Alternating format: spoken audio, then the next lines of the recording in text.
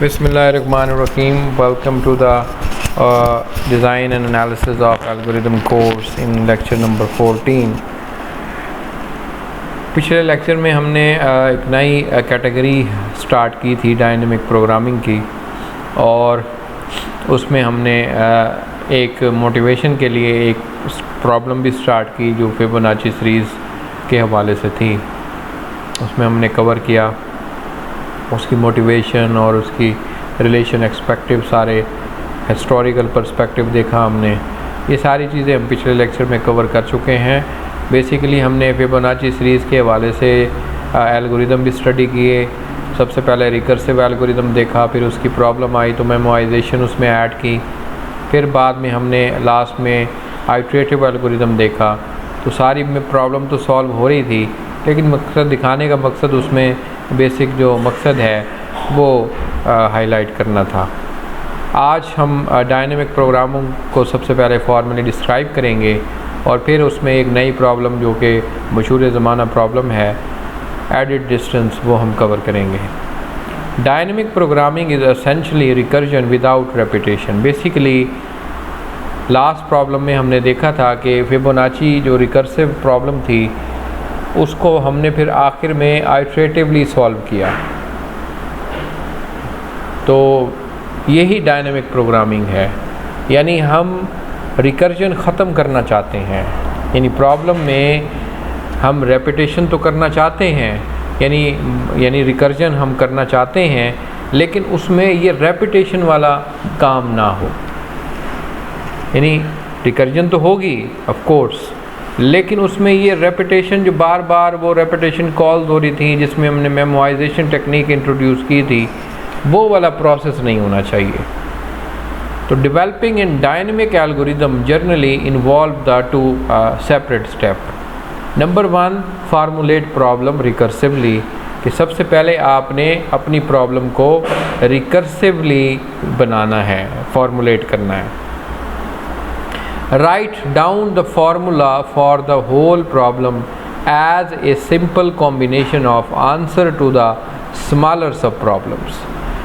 कि हम करेंगे एक फार्मूला देखेंगे, ये फार्मूला फाइंड आउट करेंगे जिसमें हम उस सिंपल प्रॉब्लम के कॉम्बिनेशंस को छोटे छोटे सब प्रॉब्लम में लेके आएँ।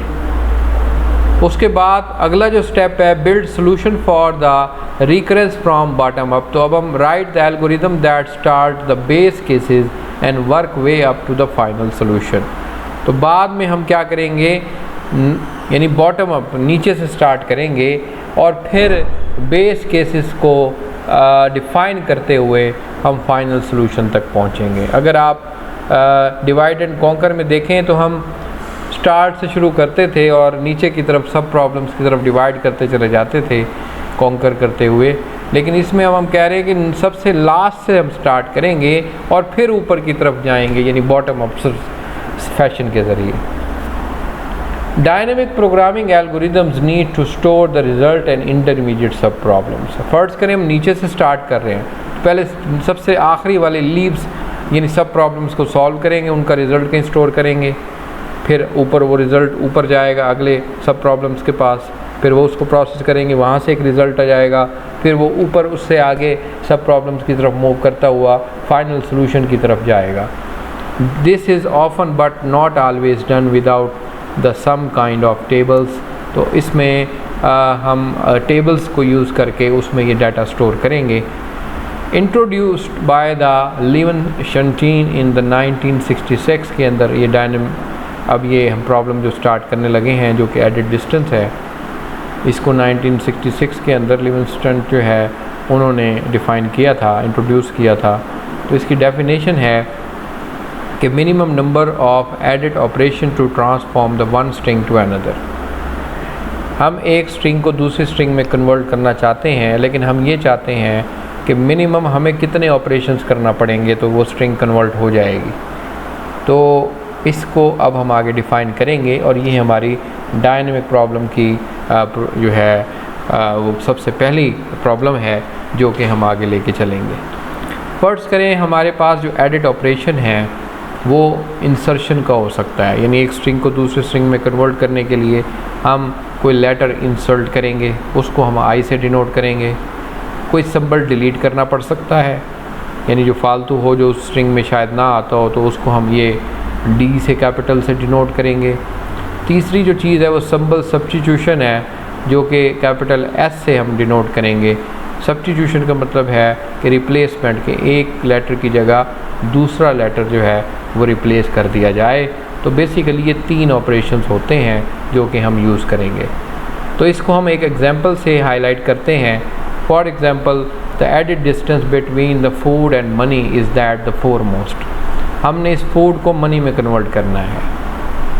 तो सबसे पहले अब हम इसको अब कन्वर्ट करते हैं कि फूड को सब्स्टिट्यूट किया एम में, ठीक है। फूड को सब्स्टिट्यूट कर दिया एम में, उसके बाद ओ को, ये वही लेटर है, ये तो चेंज नहीं करना।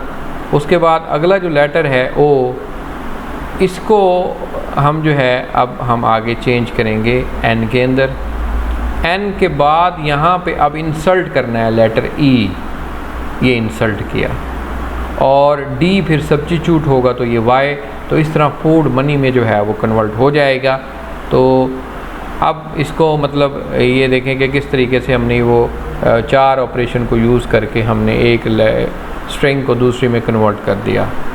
स्पेल करेक्शन, अब ये एडेड डिस्टेंस की एप्लीकेशन देखने लगे हैं कि ये एडेड डिस्टेंस की प्रॉब्लम कहाँ कहाँ इस्तेमाल होती है। सबसे पहली जो प्रॉब्लम है स्पेल करेक्शन में, मिसाल के तौर पर आप देखते हैं कि माइक्रोसॉफ्ट वर्ड ओपन करें तो माइक्रोसॉफ्ट वर्ड में कोई भी वर्ड लिखते हैं तो रेड लाइन लग जाती है अगर उसकी स्पेलिंग मिस्टेक हो।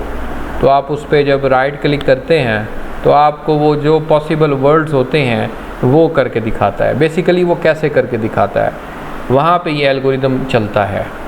बेसिकली वो उस वर्ड को लेता है और उससे रिलेटेड जितने भी वर्ड्स आसपास के बन सकते हैं उनको वो उनके अंदर चेंज करता है यूजिंग दिस एल्गोरिदम या using this technique edit distance की। फिर वो आपके सामने फ़र्ज़ करें आपने वहाँ पे इंस्ट्रक्शंस लिखना था, उसमें आप कोई चीज़ भूल गए हैं तो रेड अंडरलाइन, तो उसमें इंस्ट्रक्शन भी होगा, इंस्टीट्यूट भी होगा, इस तरह की चीज़ें होंगी, आप उसमें से फिर ठीक कर लोगे। तो if the text contains the word is not is dictionary, a close word is with smaller edit distance may be suggested as correction. वही कि अगर तो आपने जो वर्ड एंटर किया है वो डिक्शनरी में नहीं मौजूद तो वो गलत होगा, और उससे रिलेटेड वो क्लोज वर्ड्स आपको दिखाता है यूजिंग दिस टेक्निक। तो ये आप देखें कि एडेड डिस्टेंस की टेक्निक वर्ल्ड में, माइक्रोसॉफ्ट वर्ड में और इस तरह इंटरनेट में हर जगह जहाँ पे ये स्पेल चेकर वाला प्रॉब्लम यानी टूल यूज़ होता है वहाँ पे ये एल्गोरिथम भी यूज़ होता है। Another application of the added distance is the plagiarism detection.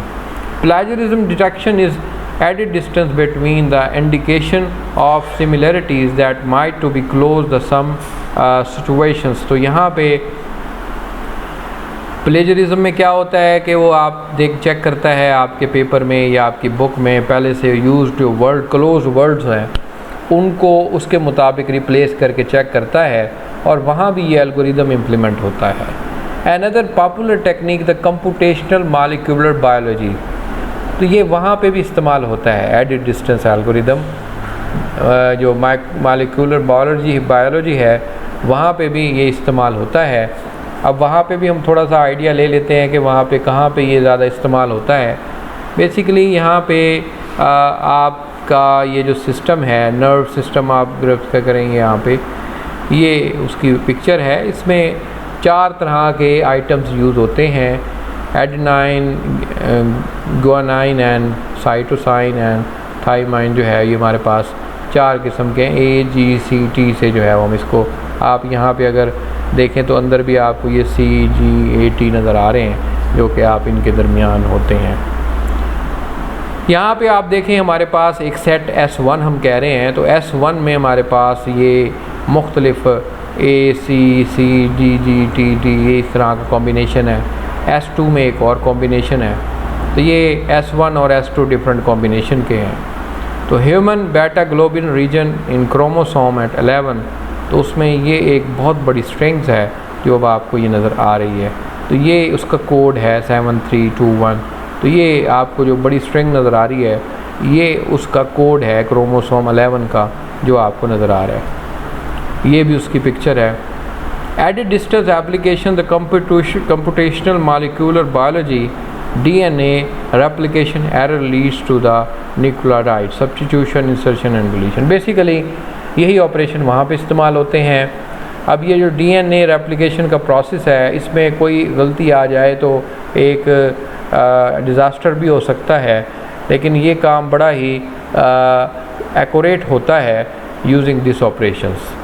तो यहाँ पे वो देखें, दोबारा मैं आपको यहाँ पे दिखा रहा हूँ कि ये 1 के अंदर ये आता है, 61 यहाँ से स्टार्ट होता है। तो ये सारे वो कोड हैं। खैर हम इन बायोलॉजिकल प्रॉब्लम को तो यहाँ पे नहीं डिस्कस करने लगे, सिर्फ हम एडिट डिस्टेंस को यहाँ पे उसकी इम्पोर्टेंस देखने लगे हैं। तो मैंने जैसे कहा था ये 73,321 कोड हैं। तो ये इस तरह ये आपके DNA में इस तरह कोड्स जनरेट होते हैं और फिर उनकी आपस में रिप्लेसमेंट होती है। Similarities in the DNA sequence can be proved the clue to common evolutionary origin and clue to the common functions। तो यहाँ पे वो इस्तेमाल होते हैं। Next application is the speech recognition। Algorithms similar to those for the added distance problem are used to the some speech recognition system। तो जहाँ पे ये जो speech recognition system है वहाँ पे भी ये इस्तेमाल होता है। And find a close match between the new utterance and the library of classified uterus. तो यहाँ पे जब वॉइस रिकग्नाइज की जाती है तो सिमिलर वर्ड्स और पहले से नॉन वर्ड्स को दूसरे वर्ड में ट्रांसलेट करके चेक किया जाता है कि वाकई ही ये उसी शख्स की स्पीच है या नहीं है। अब हम एक प्रॉब्लम देख लेते हैं। A better way to display the edit process in place. यहाँ हमने मैथ को आर्ट्स में कन्वर्ट करना है। तो यहाँ पे अब आप देखें हमारे पास मैथ को हमने आर्ट्स में कन्वर्ट करना है, लेकिन हमने इसको लिखा इसलिए है, यहाँ पे देखें मैथ में ये जो वर्ड्स की तादाद है वो आप इक्वल करने के लिए हमने एक दूसरे के नीचे लिख दिया है। लेकिन जहाँ पे वर्ड्स नहीं आता वहाँ पे हम ये हाइफन डैश लगा देते हैं, अंडरस्कोर लगा देते हैं, और यहाँ पे भी लगा दिया, यहाँ पे भी लगा दिया। अब आगे चलते हैं। तो जब हमने ये पे लगाया तो यहाँ पे M को A में तब्दील करना है तो ये सब्स्टिट्यूशन है, तो मैंने S लिख दिया। A को डिलीट करना है क्योंकि ये A इसमें नहीं है तो ये डिलीट होगा। तो R को इंसर्ट करना है इसमें, यहाँ मैच है तो इसको हम M कहते हैं, ये इसको नहीं छेड़ना हमने। H को डिलीट करना है और S भी मैच है। तो ये देखें मैंने उन ऑपरेशंस को आइडेंटिफाई करके ऊपर लिख दिया जो मुझे करने पड़े हैं। The first step word the gap of every insertion and the second word with the gap of every deletion. यानी या तो गैप हम ये इंसर्शन के वक्त देते हैं या हम डिलीशन के वक्त देते हैं। The columns with the two different corresponding, जैसे मैंने कहा मैचेस के लिए M इसको हम काउंट नहीं करते और बाकी को काउंट करते हैं। तो अब हमने ये प्रोसेस किया तो S1 ये हुआ तो प्लस कर दिया, D को भी प्लस कर दिया, I को भी। मैच को क्योंकि ये कोई ऑपरेशन नहीं है तो मैंने इसको 0 कर दिया, D को फिर 1 कर दिया, मैच फिर आ गया, फिर इसको 0 कर दिया। इन सब को मैंने जब प्लस किया तो आया आंसर 4।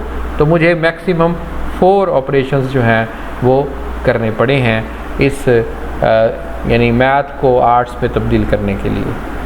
तो आगे हम और इससे मतलब इसको कम भी करेंगे आगे एल्गोरिदम को स्टडी करके। तो आज बेसिकली हमने डायनेमिक प्रोग्रामिंग इंट्रोड्यूस की, वो 2 स्टेप में कि हमने अपनी प्रॉब्लम को फार्मूलेट करना है, उसके बाद रिकर्सिवली इसको बनाना है। ये सारी चीज़ें हमने डिटेल से देखी हैं और मुझे उम्मीद है कि आप लोगों ने वो अच्छे तरीके से समझ लिया होगा।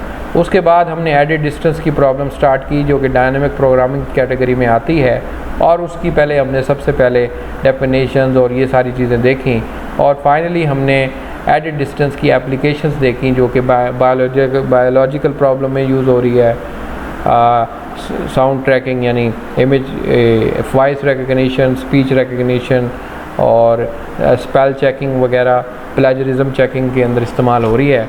तो आज के लेक्चर का हम इख्तिताम करते हैं यहाँ पे, और अगले लेक्चर तक के लिए मैं आपसे इजाज़त चाहूँगा। खुदा हाफ़िज़।